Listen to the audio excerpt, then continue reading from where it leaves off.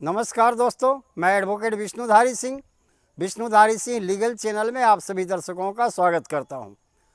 दोस्तों, विगत 15 दिन से आप सबों तक की सेवा मैंने वीडियो बनाकर नहीं की, इसके लिए मैं आप सभी का क्षमा प्रार्थी हूं।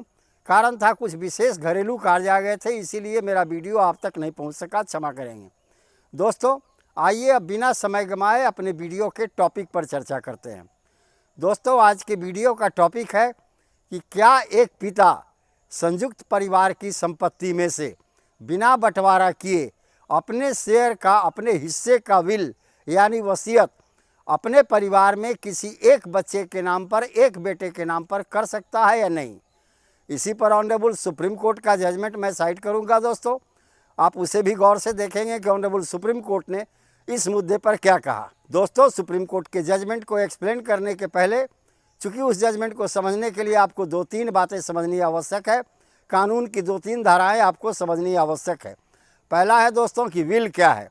दोस्तों, इसकी परिभाषा इंडियन सक्सेशन एक्ट की धारा 2H के अंतर्गत लिखी गई है कि कोई हिंदू व्यक्ति अपने जीवन काल में अपने निजी संपत्ति का, जिस पर वह अधिकार रखता हो, अपने जीवन काल में एक वसीयत कर सकता है, अपना एक इच्छा पत्र जारी कर सकता है कि उसके मरने के बाद उसके संपत्ति का उसके परिवार के बीच में किस तरह बंटवारा हो, या उस परिवार में किसी एक व्यक्ति को यह संपत्ति चली जाए।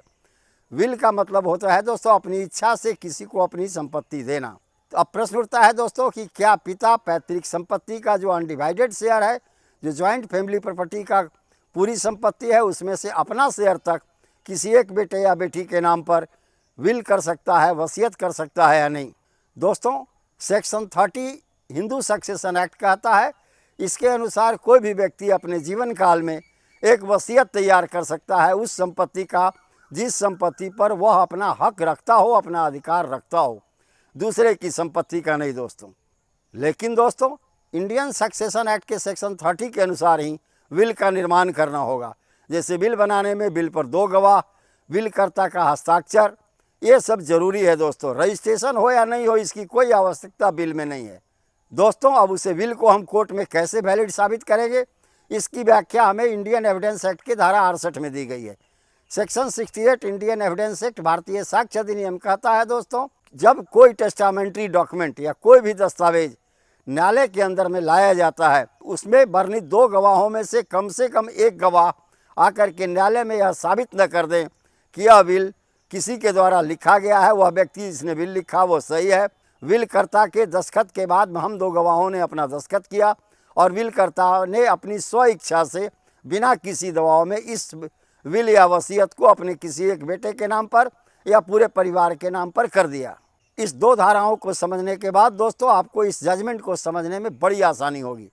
तो आइए दोस्तों, अब हम ऑनरेबल सुप्रीम कोर्ट के उस जजमेंट पर चर्चा करते हैं, जो जजमेंट ये क्लियर कर देता है कि एक पिता अपने परिवार की संयुक्त संपत्ति में से बिना बंटवारा किए अपने शेयर तक का विल या वसीयत अपने परिवार के किसी भी सदस्य के नाम पर कर सकता है। दोस्तों, केस का टाइटल है राधम्मा एंड अदर्स वर्सेज HN मुद्दू कृष्णा। 23 जनवरी 2019 का इसका फैसला ऑनरेबल सुप्रीम कोर्ट ने किया। दोस्तों, इसका सिविल अपील नंबर है 7092 ऑफ 2010।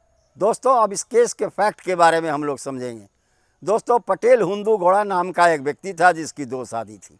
1962 में पटेल हुंदू गौड़ा ने अपनी कमाई की संपत्ति और अपने पैतृक संपत्ति, उन सारी संपत्तियों को अपने एक बीवी और बाल बच्चे के नाम पर वसीयत कर दिया, जबकि पटेल हुंदू गौड़ा को 2 शादियां थी। दोस्तों, 1962 में विल और वसीयत करने के बाद 1965 में उसका देहांत हो गया। तब 1967 में उसकी दूसरी पत्नी के द्वारा और उसके बच्चे के द्वारा न्यायालय में यह टाइटल पार्टीशन सूट का मुकदमा लाया गया कि उपरोक्त संपत्ति पैतृक संपत्ति थी और विल और वसीयत जो बनाया गया है यह दबाव में बनाया गया है, नाजायज़ दबाव डाल करके बनाया गया है, उन्हें धोखा दे करके बनाया गया है। उन्हें विल बनाने की या वसीयत बनाने की कोई इच्छा नहीं थी। अतः इस बिल को निरस्त करते हुए उस पूरे पैतृक संपत्ति में हमारा 1/10 यानी 1/10 उनका हिस्सा बनता था। दोस्तों, 1/10 हिस्सा दिलाया जाए। चूँकि वादी का इस केस में कहना था, केस करने वाले का इस केस में कहना था कि यह विल वसीयत नाजायज़ दबाव में लाकर बनाया गया है, जाल फरेबी से बनाया गया है, अतः इस वसीयत को कैंसिल कर दिया जाए। इसीलिए ट्रायल कोर्ट ने वसीयत को पहले वैलिडिकेशन की चेक की, धारा 68 भारतीय साक्ष्य अधिनियम या सेक्शन 68 इंडियन एविडेंस एक्ट के अनुसार कोर्ट ने वसीयत पर उपस्थित 2 गवाहों में से एक गवाह को बुलवाया और उसके द्वारा यह कोर्ट में साबित किया गया कि यह वसीयतकर्ता ने अपनी स्वेच्छा से बिना किसी के दबाव में इस वसीयत को निष्पादित किया था और उसके वसीयत पर दस्तखत करने के बाद हम 2 गवाहों ने दस्तखत बनाया। यह वही वसीयत है जिस पर वसीयतकर्ता और हम 2 गवाहों के हस्ताक्षर हैं। तो दोस्तों, इस तरह एविडेंस एक्ट की धारा 68 के अनुसार विल तो साबित हो गया कि हाँ, विल दबाव में नहीं बनाया गया था, विल जो है सो किसी जाल फरेब का अंग नहीं है, यानी विल वैलिड है दोस्तों। लेकिन दोस्तों, अब कोर्ट के आगे फिर 2 इशू आए। यह कि पहला, प्रॉपर्टी अनडिवाइडेड है, प्रॉपर्टी जो है उसका बंटवारा नहीं हुआ है। दूसरा प्रश्न है दोस्तों कि क्या पिता अपने पैतृक संपत्ति में बिना परिवार में बंटवारा किए विल कर सकता है। इन्हीं 2 प्रश्नों के उत्तर में ट्रायल कोर्ट ने अपना निर्णय सुनाया दोस्तों।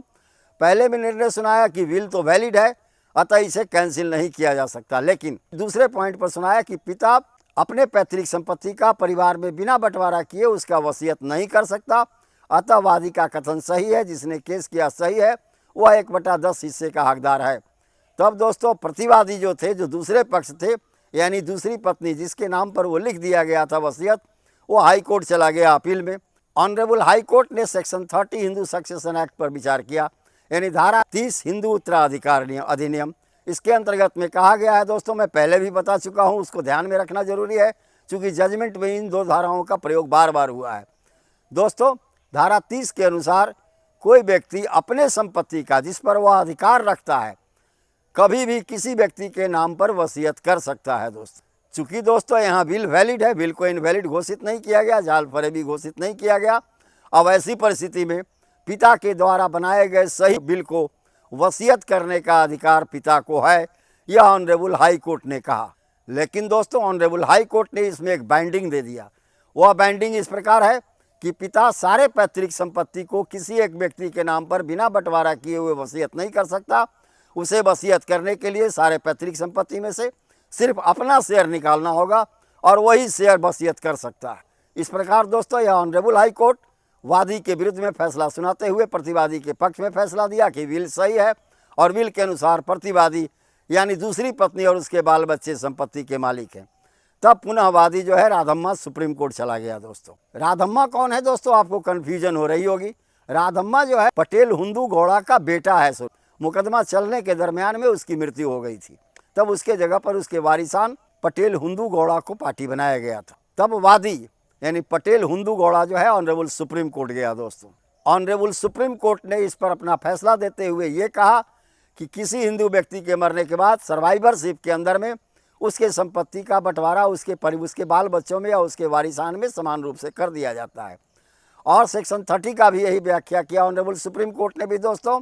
सेक्शन 30 हिंदू सक्सेशन एक्ट भारतीय साक्ष्य अधिनियम की धारा 30, जिसके अंदर में यह कहा गया है कि कोई भी व्यक्ति अपने निजी संपत्ति का जिस पर वह अधिकार रखता है वह विल या वसीयत करने के योग्य है। अतः ऑनरेबल सुप्रीम कोर्ट ने भी अपील को डिसमिस कर दिया और यहाँ पर वादी की हार हुई।